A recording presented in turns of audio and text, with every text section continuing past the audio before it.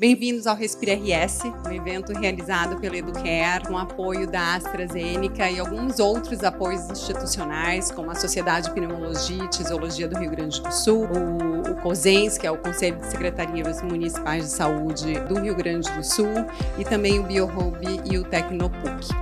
Esse é um evento que visa falar de saúde respiratória.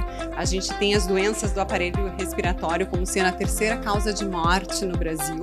A gente fala muito de morte cardiovascular, de morte por neoplasia, mas as doenças respiratórias elas são igualmente importantes e a gente tem que chamar atenção para elas.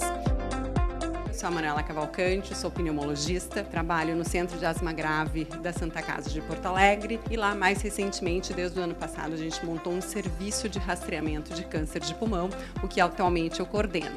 E eu sou presidente da Sociedade de Pneumologia do Rio Grande do Sul, nessa gestão 24 e 25, então tá aqui com vocês falando de saúde respiratória, é tudo que eu como sociedade também desejo, que a gente fale mais e que a gente melhore a vida desses nossos pacientes que estão tanto no Sistema Único de Saúde quanto na saúde suplementar.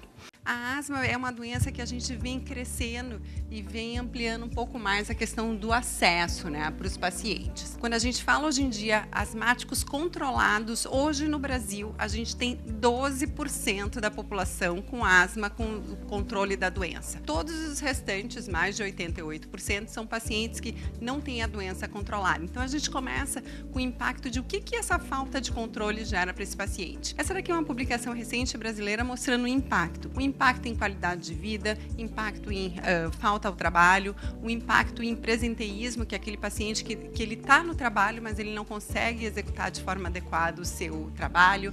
A gente vai ter faltas escolares, faltas ao trabalho, a gente vai ter visitas à emergência e a gente vai ter hospitalização. E quando a gente fala em asma, é difícil a gente entender que a asma é uma doença que leva à morte. Então, hoje no Brasil, pelo menos 6 pessoas morrem por dia por crise de asma, por asma não controlada. Parece intangível isso, Como é que alguém vai morrer de uma doença que parece tão pouco grave, é uma doença que é tratável e que a gente tem tratamento disponível. Então, a gente insiste nisso. Aqui a gente tem dados de 2014 e observem que de 2014 a 2021 no Brasil a gente teve um aumento de 14% da mortalidade por asma e quando a gente olha dados da região sul, esse aumento foi de 44%. Então, eu tenho a asma como uma doença que mata muito os nossos pacientes gaúchos.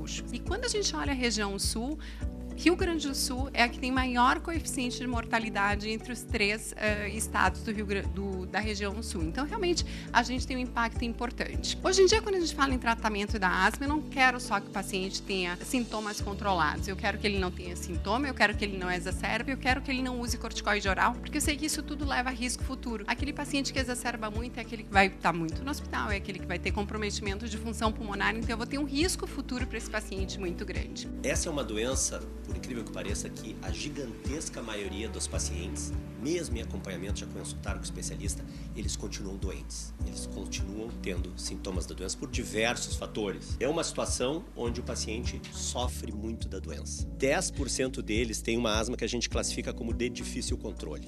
Difícil controle porque muitas vezes a culpa é do paciente, às vezes é do paciente e do médico, mas são pacientes com sintomas, com crises, que a gente chama, sintomas diários, limitação para a vida, para atividade física, sono, hospitalizações, visitas em sala de emergência.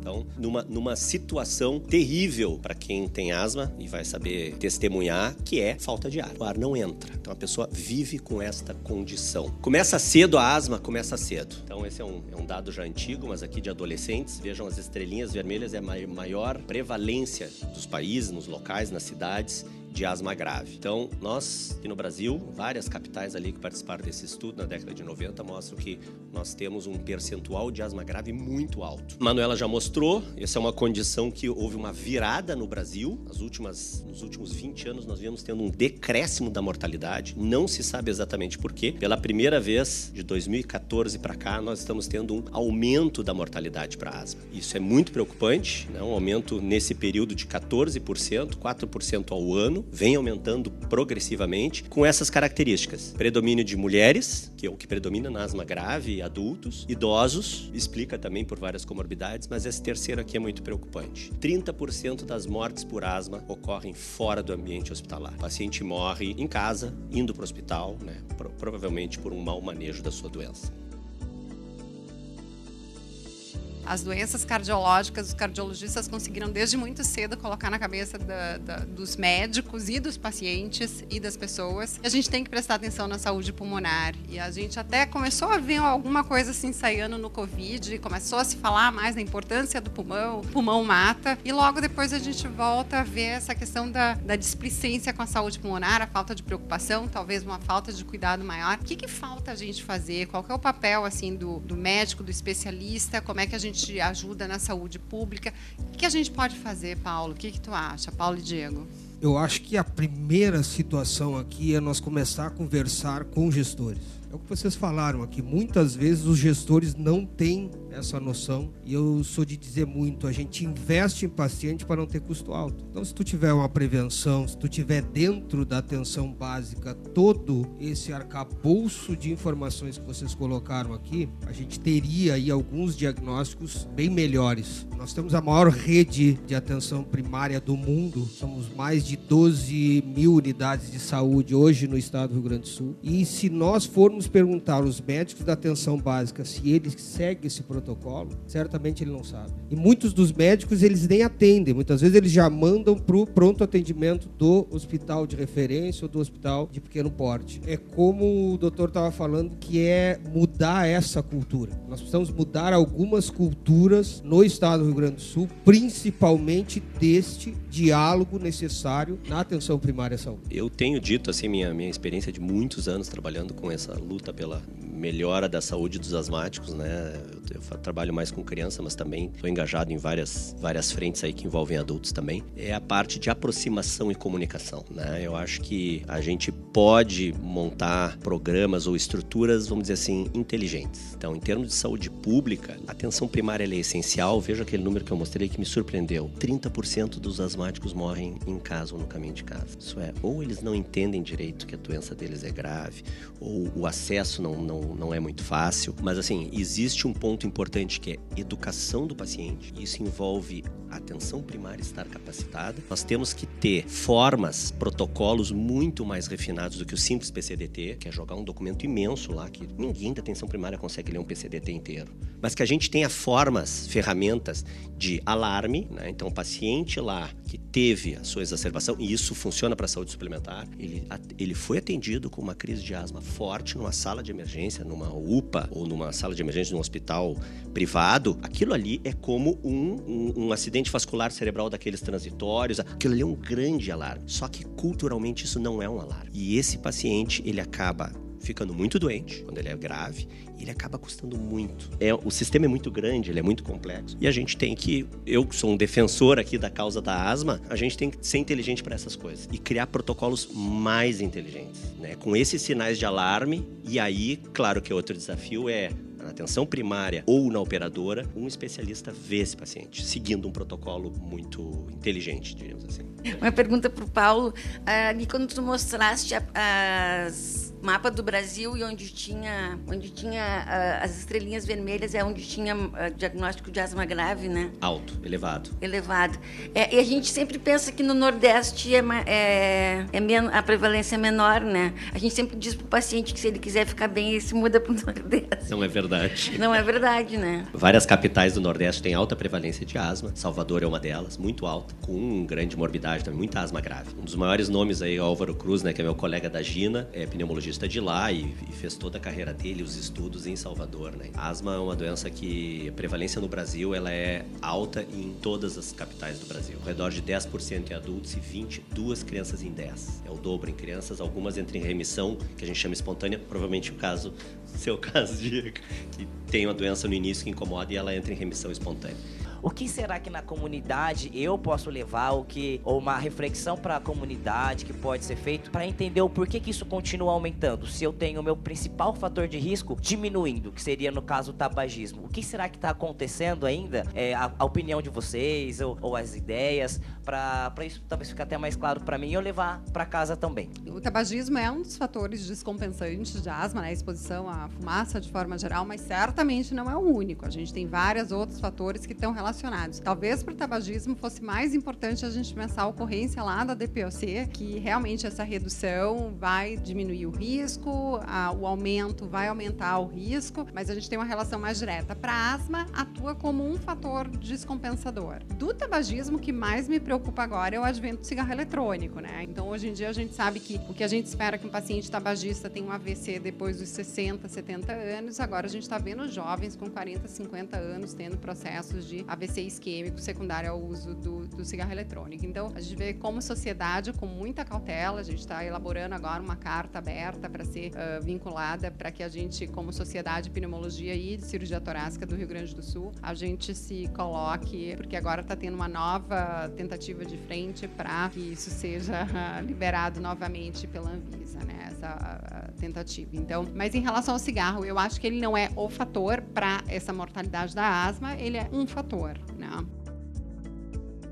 Aqui no Sul, nós também temos mais câncer de pulmão do que o resto do Brasil. A previsão agora para 23 e 25 é de 32 mil casos novos e a previsão de morte é de 28 mil pacientes. Então, 28 mil brasileiros vão morrer por câncer de pulmão. Quando a gente fala em sobrevida em 5 anos, hoje, se um paciente tem diagnóstico de câncer de pulmão e eu não sei em que estágio da doença ele foi diagnosticado, se foi mais precoce, se foi mais tardio, eu infiro que a média ele vai estar vivo. A média de sobrevida em 5 anos é de 18%, ou seja, de cada 10, 2 vão estar vivos em 5 anos. Gente, isso aqui é muito importante. Somente 1/4 dos pacientes são diagnosticados no momento que eu ainda consigo operar esses pacientes. Então, a gente tem 75% dessa população não candidata à cirurgia no momento diagnóstico. Tá, Manuela, mas por que isso acontece? Porque na fase inicial é uma doença que é silenciosa, o paciente não percebe o sintoma. E, eventualmente, quando ele começa a ter alguns sintomas, os sintomas são muito tênues, eles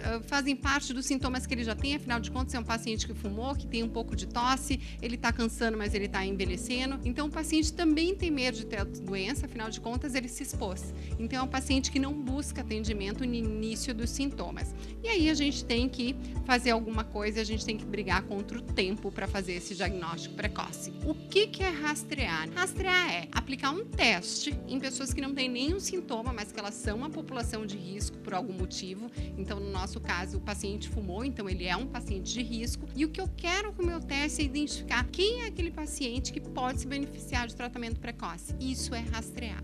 E é isso que a gente acha que tem que ser feito para câncer de pulmão. Hoje, o câncer que mais mata, próstata no homem é o mais incidente, mama na mulher é o mais incidente, mas o câncer que mais mata é o câncer de pulmão. E vocês podem notar, sim, que apesar dessa alta mortalidade, a gente vem observando, principalmente em países desenvolvidos, uma redução da mortalidade por esse câncer, principalmente pela abolição do tabagismo e pelas políticas de rastreamento do câncer de pulmão. E aí a pergunta é, do ponto de vista do paciente com doença avançada, o que mudou nos últimos tempos? O que mudou nos últimos 50 anos? No início dos anos 2000, década de 90, o único tratamento que a gente tinha disponível para esses pacientes era a quimioterapia citotóxica. Você fazia quimioterapia, matava as células neoplásicas, mas também tinha uma série de eventos adversos, porque ele matava as células consideradas saudáveis do nosso organismo. Se a gente for parar para pensar, lá no início dos anos 2000, um paciente com um diagnóstico, que nem a gente mostrou naquele exame, teria uma sobrevida média de 8 meses. De 6 a 8 meses. Isso mudou muito, porque nós médicos começamos a tratar melhor esses pacientes. O manejo sintomático. Os pneumologistas começaram a investir mais, talvez, na oxigenoterapia, nas terapias de base, porque normalmente esse paciente vem com uma doença pulmonar obstrutiva crônica, vem com uma asma grave. Esse é um ensaio clínico randomizado que mostra que pacientes que foram randomizados para receber a terapia standard, mais cuidado paliativo, cuidados sintomáticos, viveram 2 meses a mais, comparado ao tratamento padrão. Bom, então primeiro só contextualizando, né, Santa Casa de Porto Alegre, onde estamos inseridos, qual é o tamanho do nosso desafio dentro desse complexo hospitalar. Então, a Santa Casa, né, a gente convida a conhecer a nossa cidade da saúde, formada por 9 hospitais, sendo que um deles fica a Extramuros, que é o Hospital Dom João Becker. Aqui um pouquinho dos nossos números, né? Esse relatório de 2023, o que a gente performou aí no ano, mais de 800 mil consultas ambulatoriais, mais de 170 mil atendimentos de urgência e emergência, mais de 60 mil internações e mais de 70 mil procedimentos cirúrgicos. Um grande complexo com mais de 8 mil colaboradores, corpo clínico aberto, mais de 3 mil, 18 mil equipamentos médicos, 69 especialidades médicas e 13 ambulatórios especializados. Então, por que a gente gosta de trazer os macronúmeros, né? Que é como que a gente vai conquistando um pouquinho por dia essas pessoas dentro de uma pauta tão importante para a gente poder, de fato, fazer a transformação. Procedência, recebemos pacientes de todo o Brasil, né? Então, como centro de referência aí, a gente vem se especializando cada vez mais. Na linha de qualidade, que é o que eu sou responsável atualmente, junto com o Escritório de Valor, desde 1983, com a adesão do PGQP, até agora, de novo, né, especializando cada vez mais a nossa instituição com Centro Avançado de AVC e outros programas, né, como o do rastreamento. E por que que isso dá certo, né? Porque a gente tem conseguido fazer, de fato, as coisas dentro do complexo da Santa Casa de Porto Alegre? Porque isso está lá no nosso planejamento estratégico. Então, né, a gerência da qualidade do Escritório de Valor, ele fica ligado diretamente com a diretoria técnica, médica, né, o que nos ajuda bastante. Tem esse link também com o diretor médico. Então, é através dele que eu conheço, né, nossos líderes médicos, que a Manuela é um delas, e o Rafael é outro também dentro dos projetos de VBHC. Então, isso é o melhor cenário, né? Quando a diretoria entende que é importante, ela engaja nos nossos projetos e a gente consegue trabalhar. Então, tudo isso está dentro do objetivo estratégico de aperfeiçoar o modelo de cuidado centrado nas pessoas, com foco na experiência do paciente, do médico e dos colaboradores. Dentro de tudo que a gente falou aqui, né, queria começar, Rafael, contigo, perguntando como a gente pode ampliar o acesso às novas terapias de câncer de pulmão. O acesso, acho que tem várias vias, né? Se a gente fosse pensar assim, uma via mais rápida, eu acredito que é viabilizar a entrada dos pacientes em pesquisa clínica. Eu acho que a curto prazo talvez seria a melhor resposta que a gente poder dar. Que daí o paciente ele teria a oportunidade ou de receber o melhor tratamento disponível versus o melhor disponível mais o experimental. A médio e longo prazo, eu acho que a gente tem que sentar e definir realmente quais são os desfechos que valem a pena para o paciente, né? O quanto a sociedade está disposta a pagar. Eu acho que a gente tem que estabelecer regras. O câncer de pulmão é uma doença altamente incidente, mas dependendo da mutação, é uma doença rara. É uma doença que eu não tenho nenhum outro tratamento. Será que ela não tem que ter uma prioridade na avaliação? A médio e longo prazo, eu acho que a gente deveria estabelecer essas regras. Eu preciso ter claro quem que eu quero rastrear, eu preciso ter uma radiologia engajada que veja essas tomografias, que treine para fazer a baixa dose, que dê um laudo com RADS. Eu preciso ter um pneumo e um cirurgião torácico que olhe esse paciente e saiba que o RADS 3 eu vou repetir em 6 meses e não em 1 ano, e não em 3 meses, para nem estar fazendo de menos nem de mais, e operar os pacientes que precisam. Na realidade é isso que a gente precisa. Talvez a parte difícil dos programas de rastreamento é o programa em si, né?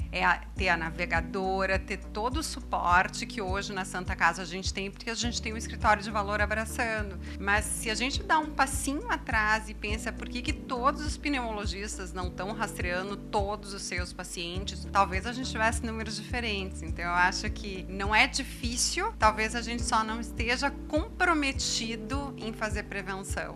Muito bem, antes de finalizar, eu vou dar uma palavra também. Pensem em rastrear câncer de pulmão. Então, eu acho que a gente não pode esperar que um programa de rastreamento seja instituído no SUS ou na saúde privada.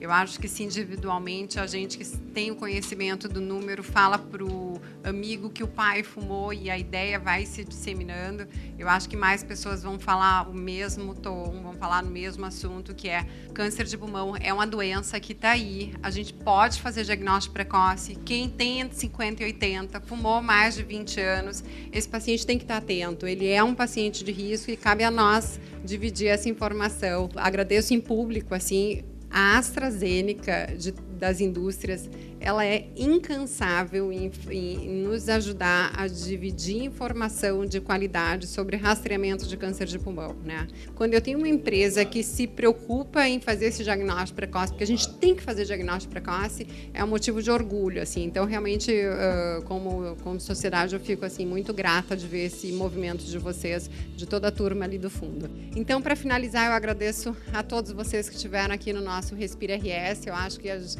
discussões foram muito boas, todo o evento foi muito agradável. Agradeço a presença do nosso apoiador principal, única e maior, a AstraZeneca, apoio institucional da Sociedade de Pneumologia, do COSENS, do BioHub, Tecnopuc, toda a equipe da Educare, né, que foi incansável desde a etapa pré-evento, hoje o dia, a manhã inteira aqui conosco, então o evento ficou lindo, muito obrigada. Tem informações técnicas importantes, então assim, certificados de participação serão enviados por e-mail pela mesma plataforma de inscrição e nos próximos dias todos vão receber, isso aqui é fantástico, link de fotos e vídeos. Gente, as fotos ficam lindas, então é só acessar, vocês vão ver. Eu gostaria de convidá-los a todos a avaliar aquele evento, então tem um QR Code ali, a avaliação desse evento sempre nos ajuda a fazer novos eventos, tentando melhorar cada vez mais, então é bem importante.